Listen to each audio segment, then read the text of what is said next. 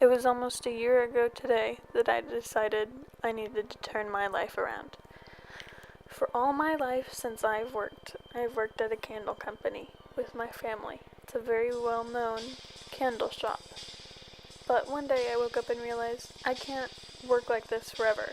I knew I needed to make money somehow to sustain myself, but that just wasn't making me happy. So, one day I finally decided to set out and go to Canada. All my life, my dream had been to travel, but you can't do that when you're running Candle Central, so I knew something had to change.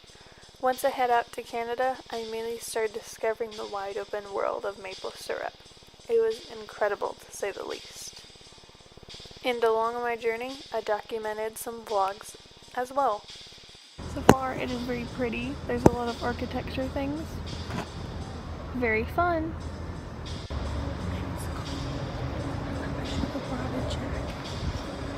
And I'm not gonna lie, at first it was really hard, having to convert dollars into Canadian dollars. But after some hard work and dedication, I made a really good life for myself living alone in Canada, and I really owe it all to the travel companies that supported me. Everything is so much cooler here than everywhere else. We gotta eat, boys. Another big struggle moving to Canada from America was just the lifestyle change from America to Canada. Some of the standards I'm used to just cannot be held up in a country like Canada, as this clip shows. Okay, so just got back at the hotel. Just have one note to make to like everyone who owns like a hotel or like a designing thing. Why do you make this room with the sink separate from the room with the toilet? If you're sharing it with anyone, you don't want that, okay? Don't do that. And if they want it to be open, they can just open the door. Get a sliding door or something. God. As you can see, the living standards were really tough. But I managed to get through it, persevere, and I'm so glad I did because it really worked out for me in the end. I even connected with nature and wildlife, as you can see from this footage that I'm showing you right now. It was really beautiful to connect with the Japanese culture right here with the beautiful koi fish. Hello. What's your name? Okay. However, that day had another significant impact on me. Seeing all these fish confined to this water, not even able to breathe the fresh air, really hit home. So, I decided to head out to the mountains. But other than that, Calgary is really cool. Tomorrow we head out. I think we go to Banff tomorrow. Or we go to Jasper. I think we go to Jasper, and then we're going to Banff over the course of 10 days. I don't really know exact the order, but you know, whatever. So this is my one night in Calgary. Really cool. Or the architecture, really cool. The way up to the mountains was another life-changing experience. The environment and the atmosphere was completely different from the high-paced city that I'm used to. The highways only had 2 lanes, and there was no fast food. It's a little bit of adjustment, but once I got over the initial bump, I was able to enjoy the beautiful views on the way up to Banff.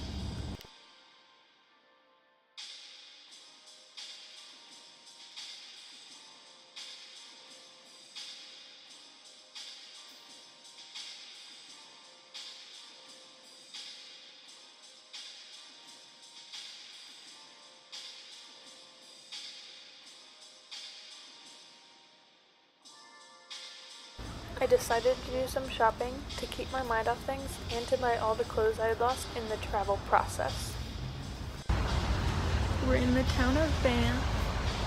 Very exciting. About to meet up with our other group. It's very cold and rainy. And the clouds are covering a lot of the mountains, so it looks really funny. And cute. And although I did reconnect with the mountains and the clouds covering them, which is really beautiful, I also met up with some wildlife, shown in these pictures right here. These are some beautiful bighorn sheep. I met them, and we even exchanged emails. I even decided to engage in some Canadian culture and get Tim Hortons. I got the little donut holes, and honestly, they were okay. Hey, just canoeing.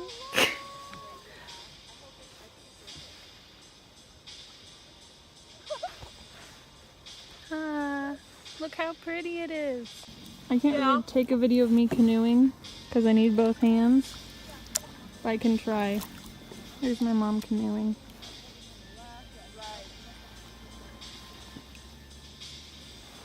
Although Banff was beautiful, I decided to go to Jasper to explore even more.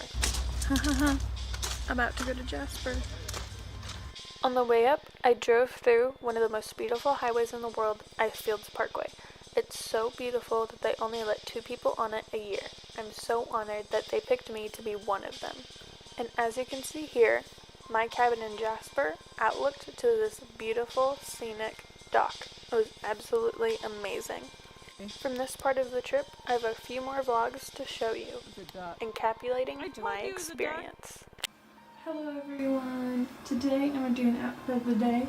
First day in Jasper, pretty great.